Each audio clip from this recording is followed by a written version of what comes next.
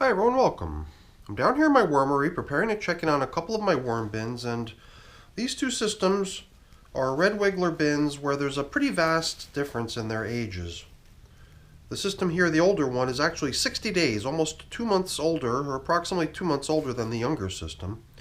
And during the last check-in, we made the decision here in the older system to kind of bring an end to the composting and to start gearing the system up for migrating the worms out and for harvesting their castings, getting the worms relocated into a new location. But I kind of had second thoughts, and that's kind of becoming a theme here in my wormery. I did this in a couple of my other systems where I had actually decided to begin the migration of the worms out of the systems, and then there too I just decided to scrap the whole idea and then I returned them back to active composting, and I'm going to do the same thing here. I feel like we've still got a ways to go here in the older bin. And the other thing I want to do is, before I remove this other piece of plastic covering here, I wanted to use somewhat wider plastic bags. And I thought that these two bags were the same. I mean, you could see the same pattern on it, same color, everything. They're from the same location, from the same store. But look at the difference in width. I guess just like everything in the marketplace these days, they're beginning to skimp even on the size of the bags that they provide. But these two bins are not quite the same size. This older bin is a little bit narrower, whereas the younger bin is one of my wider, larger size bins. So we'll put the somewhat wider one in here, and it'll provide much better edge-to-edge coverage over there. And we'll just remove these clear plastic covers to be replaced by those pink ones that'll provide a little bit better coverage. In my mind, if we're providing better coverage, we're going to get a lot less of this dry stuff happening around the edges of my bins. During the heat and humid summer, and it's not just the humidity of the air being summertime, but it's also just the absence of my climate control running. I do find that the air in general in the house has got more humidity than in the winter time. In the winter time, when the heat's running, the furnace has a tendency to suck the moisture out of the air in the house, and then as a result, anything that has moisture content that it's exposed to the air has a tendency to dry out. And as most of you know, worm bins that have no moisture don't support worm composting very well. So I'd really like to see the action in these systems continue nicely, even around the edges. And for that reason, we're going to go with wider covers. So now over here in the older bin, we could see some sprouts of tomatoes. I don't think tomatoes were part of the feeding last time, although they might have been. I know for sure 2 feedings ago they got tomatoes, because when we came in here last time too, there was a whole lot of tomato sprouts popping up out of the surface. We might continue to see that going forward. And you want to know why I think returning this system to active composting in lieu of it starting into the foraging process is a good idea. It's because pretty late in the game, I made the decision to include leaves from my garden, which bring with it stems, and to me it just seems like the stems need more time. I think it's pretty clear. They're everywhere. They're still holding up quite well. And in the past, I had always kind of used these leaf stems as my indicator to tell me whether the system was kind of at that mature stage where it was ready to kind of be brought to an end of its composting phase of its life cycle and be transitioned to possibly foraging, possibly get transitioned straight to worm bin migration. So either way, I think I've kind of said my piece on that whole thing, and presumably most people watching will tend to agree that I'm making the right choice here. Choice is not only just the reversal of the decision here in the old bin to scrap the idea of transitioning to foraging, but also the decision to swap out the top covers. So let's go ahead right to the bottom and do a nice, good, thorough excavation. Here and there I'm bumping into little bits of leftover things. These are corn cob. This is also a chunk of corn cob. Lately I've been just attempting to help the corn cobs along, because if you don't, they'll just sit in the bin for close to forever and hardly go anywhere. But when you bust it all up and all the food particles are smaller size, they do have a tendency to get broken down a little bit more rapidly than if they just remain as one large whole chunk of matter. Alright. But I do think that in a system that is as old as this one, it probably does make good sense to not add more bedding materials. We'll add food, but we're going to just leave them to be with whatever leftover scraps of bedding, leaves, paper, stuff like that remains in here. So, you know, it will be a little bit of a, what is the word? Restrained feeding. At least here in the older bin. In the younger bin, we'll go ahead and we'll give them some bedding over here to supplement what they've got. And they might even have some left over down in the feeding area. Because even last time when we decided that it would be their last feeding, even though that decision's now been reversed, we did decide in the older bin that it was going to be its last feeding, but also that it was going to get its feeding without any bedding materials. So I believe in this younger bin we might have included some pieces of paper or something. I can't remember what we added as the choice of bedding. Might have been some pieces of paper or something. These, I think, we saw some of it over here too in the older system. These, I think, are just the skins off some of the cantaloupe that they got fed last time. Here's some more corn cob, which we'll go ahead and break up. I believe this fairly large piece that I'm breaking up right now was actually encountered during the last check-in, and we consciously decided not to break it up, making the statement that, hey, we don't have to break all of it up.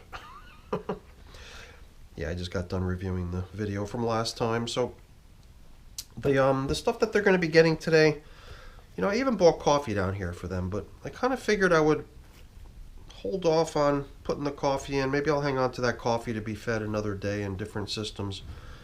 Today I thought I would substitute the coffee for another thing, which doesn't really happen here very often. I got some moldy rolls, and usually the bread around here gets consumed before it has a chance to spoil. So today I'm going to be feeding the customary veggie combo, frozen veggies that most of my worm bins get on a regular basis, but also some bread. And you know, if you've got worm bins of your own and if you've fed bread, then you know that there's two ways to go. You can either just throw the bread in without moistening it, and if you do, then you could probably expect to come back at some point later in the game and find that hardly any progress had been made. It might be covered in mold. It might even be actually kind of dry because the mold might have sucked out whatever little bit of remaining moisture was still in the bread. Or you can just take that extra effort to dampen it, to moisten the bread thoroughly, and if you do, then the worms will be able to get at it, no sweat, and they'll probably actually do away with it quite quickly.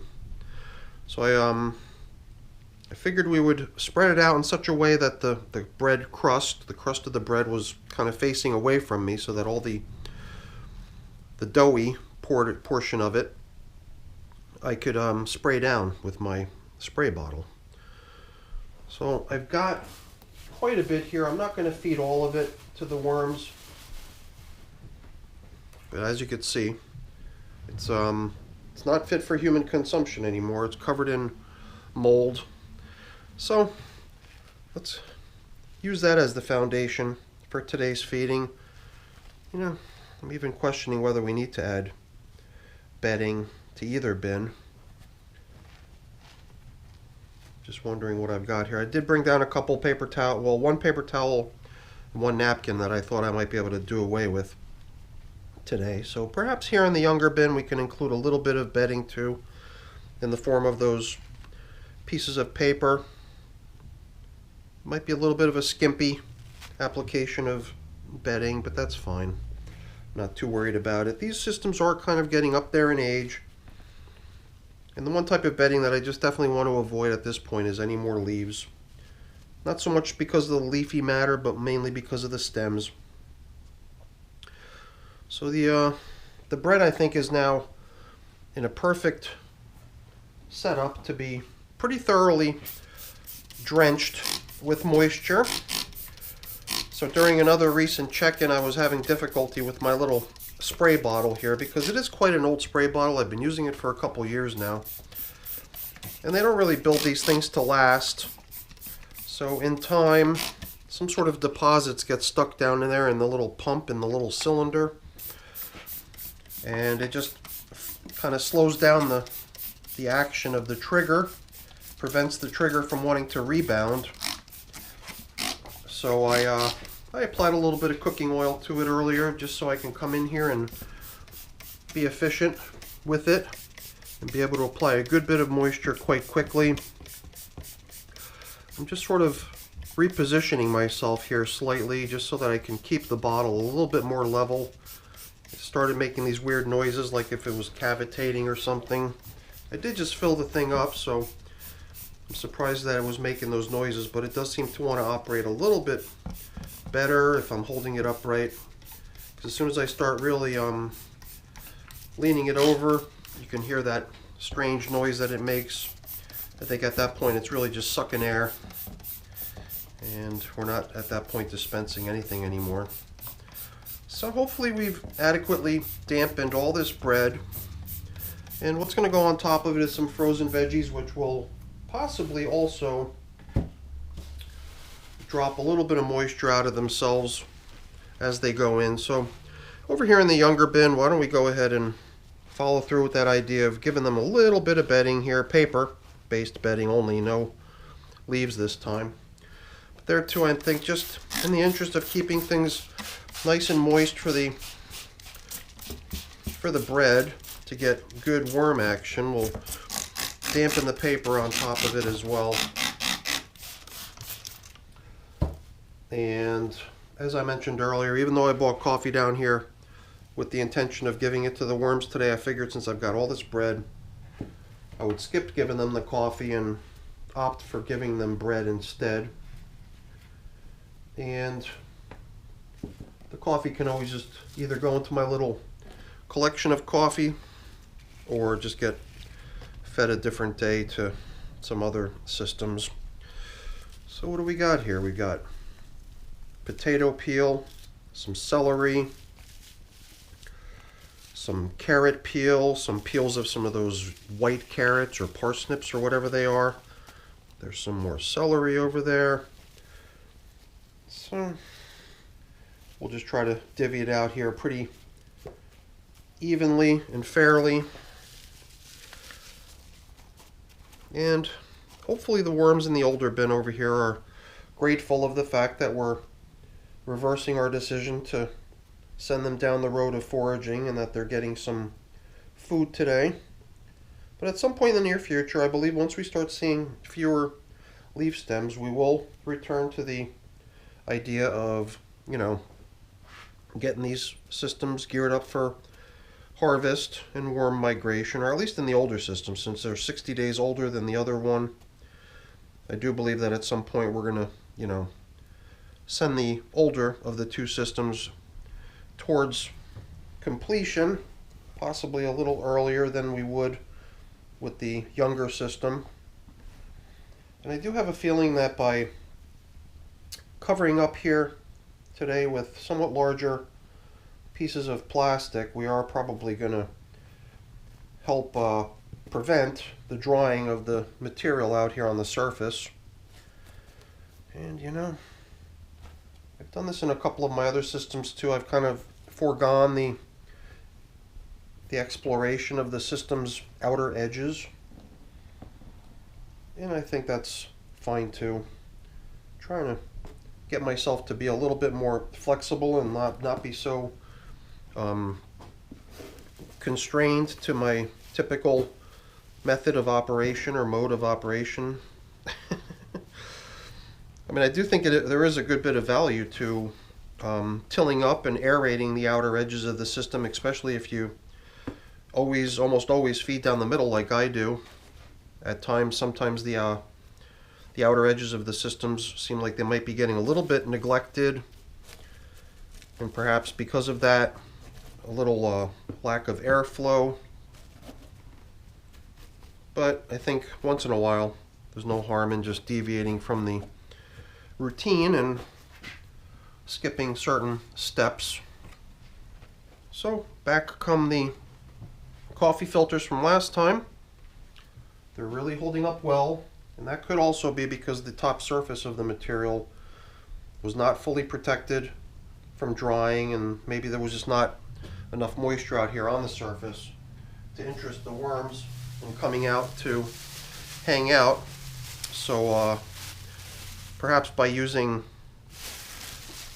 bags that are a little bit more thoroughly covering the entire surface of the bin's contents, perhaps we'll start seeing a little bit more action out on the top surface of both of these systems. That is actually my hope with this. And it just happens to be a stroke of luck here that we had one of these older bags here, the somewhat wider bag that does actually reach edge to edge on this wider bin, because this way we can almost ensure edge to edge coverage in both systems. Perhaps not so much here in the wider bin, even though the plastic is a little bit wider, it just doesn't seem to be wide enough to get all the way to the edge, but definitely an improvement over what we had previously with those clear plastics. So that's our check-in now with these fairly old systems here in the older bin, continuing on a little bit longer with getting feedings, and then at some point, I believe when we see fewer leaf stems, we'll revisit the idea of getting this system geared up for harvest, starting back into foraging, or possibly just jump right into migration. We'll play it by ear when we cross that bridge. All right, everyone, that's it for the check-in. Hopefully you enjoyed it. If you did, as always, please don't forget to leave me a quick thumbs up before you go. That's always really appreciated. And if you haven't done so already, please also consider subscribing to the channel. That's very much appreciated as well. Oh, you know, I'll do this off camera, but I do want to make sure I don't strand any little wormies out here on the old plastic. I thought I saw a couple, but we'll do that later. But I'll let you guys go. All right, everyone, thanks again for watching. Bye now.